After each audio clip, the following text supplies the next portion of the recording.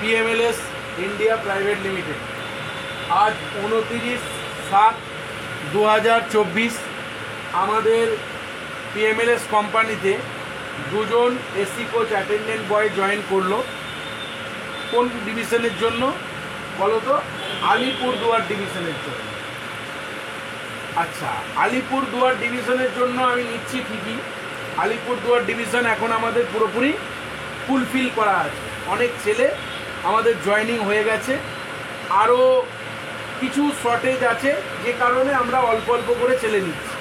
একসঙ্গে আমরা 6 জন 7 জন 8 জন করে যে রিক্রুটমেন্ট করতাম সেটা এখন আমরা স্টপ রেখেছি, কেননা আমাদের বেশি ছেলে লাগছে না, আমরা অল্প অল্প করে ছেলে নিচ্ছি।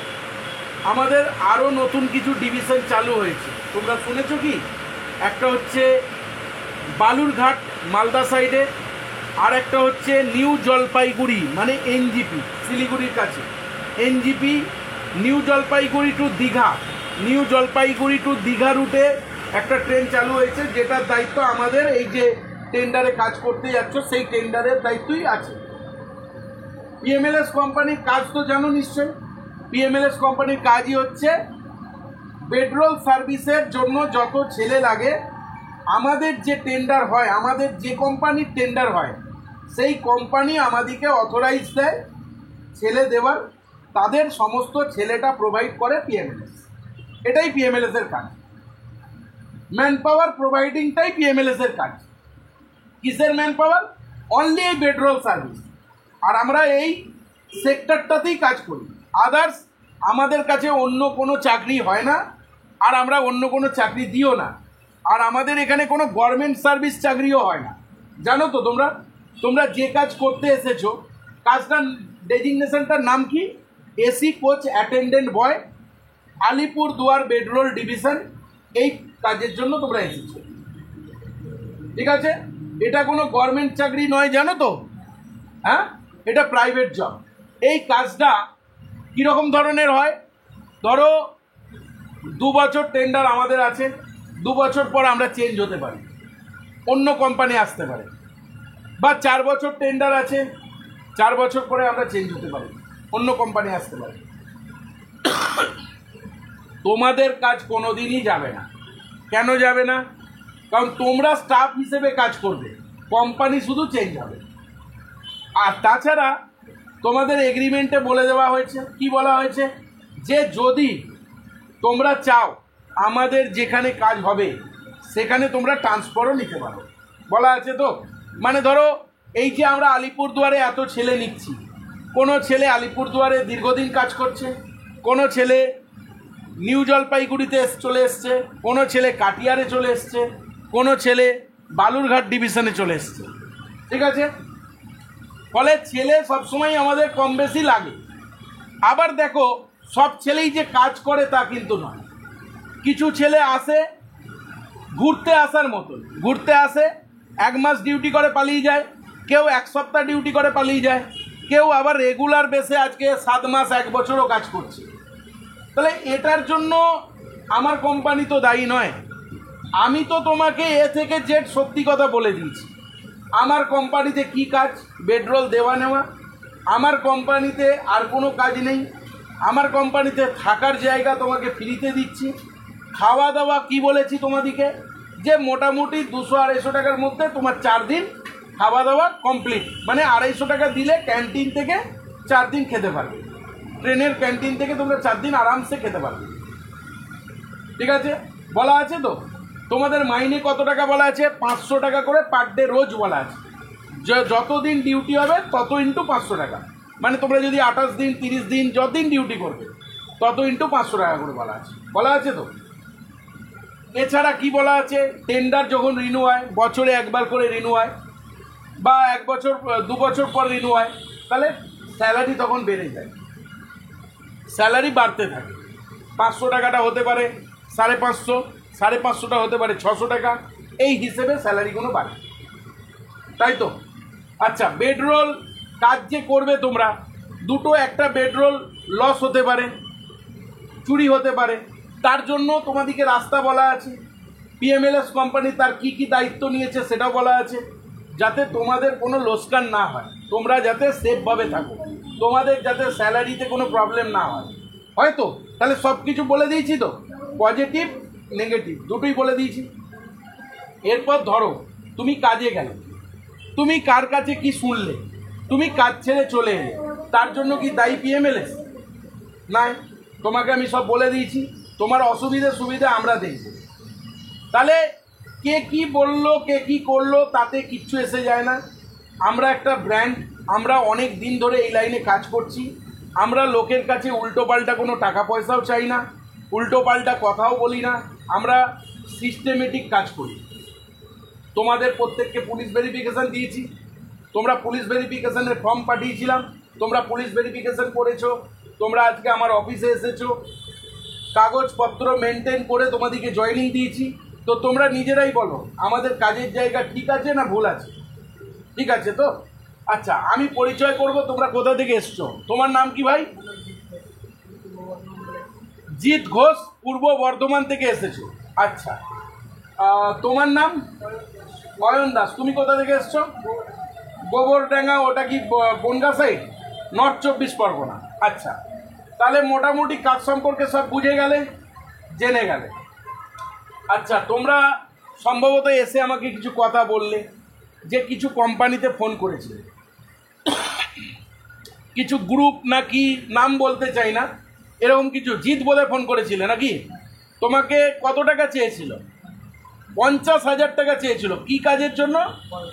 সুপারভাইজারের জন্য।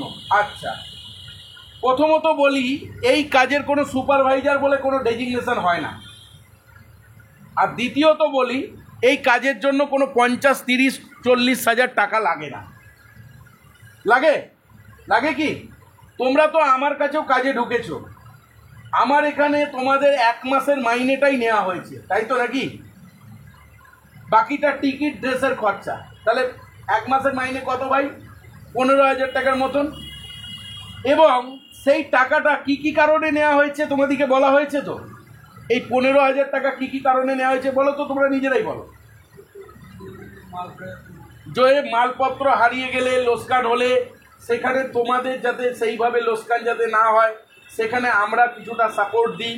এবং আমাদের যে একটা টিকিট, ড্রেস খরচা আছে, আর কোম্পানির যে ডিজিটাল মার্কেটিংয়ের অ্যাড ট্যাড এইসব যে চলে, তার জন্য একটা খরচা। তাহলে এই যে টাকাটি দিচ্ছ, এই টাকার বিনিময়ে তোমাকে একটা সঠিক কাজের জায়গা দিচ্ছি, সারা বছরের জন্য কাজ দিচ্ছি। আজকে তুমি একটা সিকিউরিটি গার্ডের কাজ করতে গেলেও তোমাকে দেখবে ড্রেস প্রেসের জন্য 5-6 হাজার টাকা দিতে হয়, হয়তো। কেননা ছেলেটার একটা দায়িত্ব থাকে, তাই টাকাটা আটকে রাখে। আজকে যদি আমি তোমাকে এইটা না নিই না, তোমার কোনো দায়িত্ব থাকবে না।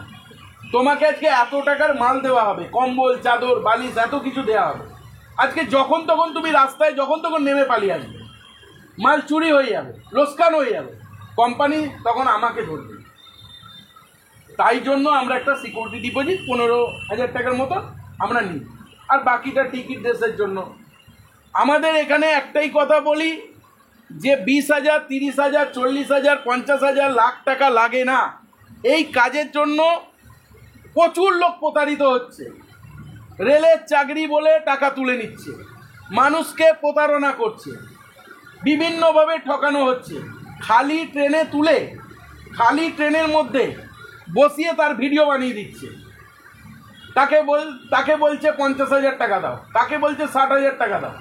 এইভাবে প্রতারণা হচ্ছে। যাদের কোনো অফিস নেই, ঠিক ঠিকানা নেই, যাদের কোনো কিছু নেই, লাইসেন্স নেই, কোম্পানি নেই, কিচ্ছু নেই, এইভাবে অনেক মানুষ ঠকছে। কিন্তু আমরা কোনো ছেলেকে রিকোয়েস্টও করি না যে আমার কোম্পানিতে এসো কাজ করতে। আমাদের কোম্পানির এমন একটা সুনাম আছে, আমাদের যারা কাজ করে তারাই ছেলে এনে দেয়, আর আমাদের নিজেদেরও ছেলে আসে। আমরা সবাইকে এটাই বলি যে তুমি 10 বার ভাবো, ভেবে এসো আমার কোম্পানি। আমার কোম্পানির দরজা খোলা, সঠিক নিয়ম মেনে যে কাজ করতে পারবে, যে কাজ করতে চায়, সে আসতে পারে। এবার যে কাজ ছেড়ে দেয় শুধু শুধু, তার জন্য আমি দায়ী নয়। পরিষ্কার কথা কোর্ট পেপারে লেখা আছে। তো তোমরা রাজি আছো আমাদের শর্ত মেনে কাজ করতে? কোনো অসুবিধা আছে? কাজ করবে তোমরা? আজকে তোমরা জয়েন করলে কালকে আলিপুরদুয়ার পৌঁছাবে, পরশু দিনে তোমরা ডিউটি জয়েন করবে এবং তোমাদের ফিডব্যাক রিপোর্ট, ফিডব্যাক ভিডিও আমাদের ডিপার্টমেন্টে জমা করবে, ঠিক আছে? যাতে করে আগামী দিনে তোমার আমার মধ্যে কোনো ভুল বোঝাবুঝি না থাকে, ঠিক আছে? তাহলে ভিডিও আমি এখানে সমাপ্ত করতে পারি। তোমরা হ্যাপি তো? হ্যাপি তো? ঠিক আছে, তাহলে আমি এখানে ভিডিও সমাপ্ত করছি। আমি সবাই ভালো থেকো, ভালো করে কাজ করো। আর সোশ্যাল মিডিয়ায় সমস্ত ভাইদের বলবো একটু ভেবে চিনতে কাজ করুন, যাতে করে কোনোভাবে এইসব ভুলভাল কোম্পানিতে প্রতারিত হবেন না। তাতে কাজ না করুন ঠিক আছে, কিন্তু এই সে উল্টোপাল্টা গ্রুপ, উল্টোপাল্টা কোম্পানি বিভিন্নভাবে প্রতারিত করছে, সেই জায়গাটা থেকে সাবধানে থাকুন। আর কাজ একটা জেনুইন নিয়মে, জেনুইন প্রসেসে হয়, সেই জায়গাটা দেখুন, সার্চ করুন, ভেরিফাই করুন, তারপরে সেখানে কাজে যান। এটাই আমি বলবো। টাকা পয়সা দিয়ে কাজ করতে কেউ যাবেন না। আমাদের এখানে টাকা লাগে বলতে আপনারা ভাবছেন যে টাকা লাগে না, অথচ টাকা নিচ্ছে। অবশ্যই এই কারণে আমরা টাকাটা নিচ্ছি। আমাদের এখানে ড্রেস, টিকিট এবং একটা সিকিউরিটি ডিপোজিট, আমরা প্রায় 2 লক্ষ টাকার মাল দিই এক একজন, কম্বল, চাদর, বালিশ। যদি আমরা একটা মিনিমাম টাকা না নিই, সেখানে ছেলেটা যখন তখন চলে যাবে, কাজ ছেড়ে দেবে, ফলে আমাদের লোকসান হয়ে যেতে পারে। এবং কিছু মাল হারিয়ে যায়, লোকসান হয়, সেই টাকাটা যাতে তার পুরো না কাটা হয়, সেটা আমরা সাপোর্ট করি। যাতে নতুন ছেলে তো কাজ শিখতে একটু টাইম লাগে, তাতে যদি আমরা কিছুটা সাপোর্ট করে দিই, ছেলেটা কাজ শিখে গেলে আর কোনো সমস্যা হয় না। তো সেই জন্য একটা মিনিমাম 1 মান্থের মাইনের টাকা আমরা নিই। তা বলে 20,000, 30,000, 40,000, 50,000, লাখ টাকা এই কাজের জন্য লাগে না। এই কাজের জন্য কোনো টাকাই লাগে না, একদম সত্যি কথা। এটা জেনে বুঝে যে ছেলে আসবে তাদের জন্য অবশ্যই দরজা খোলা। তো আমি ভিডিও এখানেই সমাপ্ত করছি। তোমরা কালকে যাও, পরশু দিন থেকে ডিউটি জয়েন করো। বেস্ট অফ লাক, ভালো থেকো সকলে।